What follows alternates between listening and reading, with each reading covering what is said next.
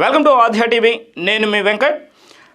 AP politics గురించి మనం మాట్లాడుకుంటే రానున్న ఎలక్షన్స్లో ఎలాగైనా గెలవాలని చెప్పి అధికార పార్టీ తీవ్రంగా కృషి చేస్తుంది. అయితే అధికార పార్టీ ప్రతి నియోజకవర్గంలో ఉండేటువంటి నాయకుల్ని ఆచితూచి అడుగులు వేస్తూ ఎలాంటి అభ్యర్థులు నిలబెట్టాలి, ఏ అభ్యర్థిని నిలబెట్టాలి, ఏ అభ్యర్థి నిలబెడితే ఖచ్చితంగా రానున్న ఎలక్షన్స్లో గెలుస్తాం అని చాలా సంక్షిప్తంగా అక్కడ ఉండేటువంటి నాయకులతో కానీ ప్రజలతో కానీ ఒక సర్వేని కూడా నిర్వహిస్తుంది. ముఖ్యంగా వై నాట్ 175 సీట్స్ అనే నినాదంతో ముందుకు వెళ్తుంది అధికార పార్టీ. అయితే జగన్మోహన్ రెడ్డి నిర్వహించినటువంటి ఈ సర్వేలో మరి దాదాపుగా 27 మంది ఎమ్మెల్యేలు ఆ నియోజకవర్గాల్లో అక్కడ చేసేటువంటి కార్యక్రమాల్లో ఉత్సాహంగా పాల్గొనడం లేదని, అక్కడుండేటువంటి ప్రజలకి అధికార పార్టీకి సంబంధించినటువంటి ఈ ఎమ్మెల్యేలపైన మంచి అభిప్రాయం లేదని, రానున్న ఎలక్షన్స్లో ఖచ్చితంగా ఈ యొక్క ఎమ్మెల్యేలు కానీ నిలబడితే ఓడేటువంటి అవకాశం ఎక్కువ ఉంది అని తెలియడంతో మరి ఆ నాయకుల్ని మార్చేటువంటి అవకాశాలకు సన్నాహాలు చేస్తుంది. మరి ఆ మార్చే విధానంలో వైఎస్ఆర్సీపీకి సంబంధించినటువంటి కొంతమంది సీనియర్ నాయకులు కూడా ఉండడం, మరి వారి పట్ల అధికార పార్టీ సీఎం జగన్ ఎలా స్పందిస్తారో కూడా మనం వేచి చూడాల్సిందే. మరి ఈ యొక్క అధికార పార్టీ ఎప్పుడో గతంలో మనకి అభ్యర్థుల కంటే పార్టీ ముఖ్యం, పార్టీని బలోపేతం చేయడం ముఖ్యం, ఆ పార్టీని గెలిపించడం ముఖ్యం అనే వ్యాఖ్యలు కూడా వెల్లడించడం కూడా జరిగింది. అయితే 27 మంది ఎమ్మెల్యేలకు మరి మరొక అవకాశం కూడా ఇచ్చింది.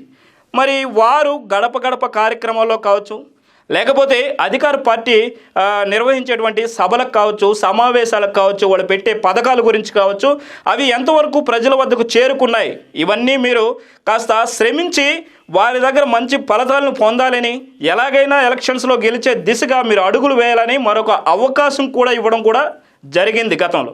మరి ఆ 27 మంది ఎమ్మెల్యేలలో కొంతమంది మాత్రమే ఈ అవకాశాన్ని సద్వినియోగపరుచుకున్నారని, ఇక దాదాపుగా 11 మంది లేదా 10 మంది వీరికి మరొక అవకాశం ఇచ్చే మరి అవకాశం ఉందా, లేకపోతే ఈ 11 మంది ఎమ్మెల్యేలను తప్పించి ఆ ప్లేస్లో మరి ఇంకెవరిని నియమిస్తారు? అక్కడ బలమైనటువంటి అభ్యర్థుల్ని ఇదివరకే ఒక లిస్ట్ని తయారు చేసుకున్నారు జగన్మోహన్ రెడ్డి. ఖచ్చితంగా వాళ్ళని తొందరలో ప్రకటిస్తారనేది కొన్ని వార్తలు కూడా వెలువడుతున్నాయి.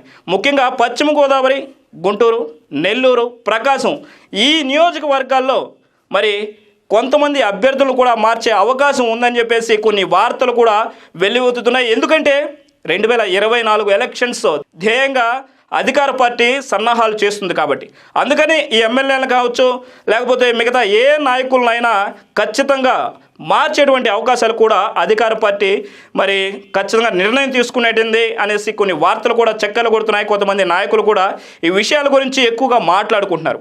మరి చూద్దాం, రానున్న రోజుల్లో ఏ నాయకుడైనా కూడా ఖచ్చితంగా పార్టీకి కాదు కూడదు అంటే ఖచ్చితంగా పార్టీని వదలాల్సిన పరిస్థితి అయితే ఉంది. ఎందుకంటే గతంలో కూడా జగన్మోహన్ రెడ్డి ఈ విషయాల పట్ల చాలా కరాఖండిగా వ్యవహరించడం కూడా జరిగింది. మంత్రివర్గ విస్తరణ అప్పుడు కూడా ఎవరికైతే ఈ పదవులు ముట్టజెప్పాలో వాళ్ళకి ఖచ్చితంగా ఇస్తానన్న సమయానికి ఇచ్చారు.